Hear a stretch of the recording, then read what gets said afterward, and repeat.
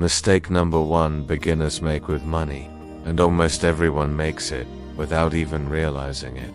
If you were never taught how money really works, this video might change how you see every dollar you earn.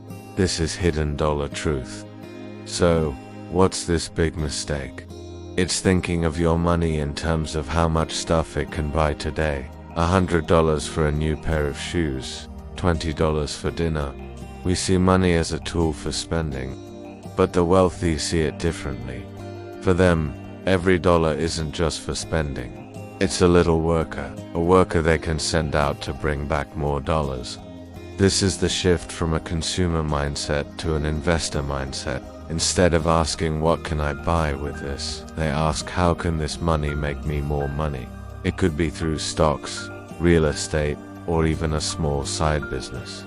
Remember, you work hard for your money. Isn't it time your money started working hard for you? Follow for more hidden dollar truths.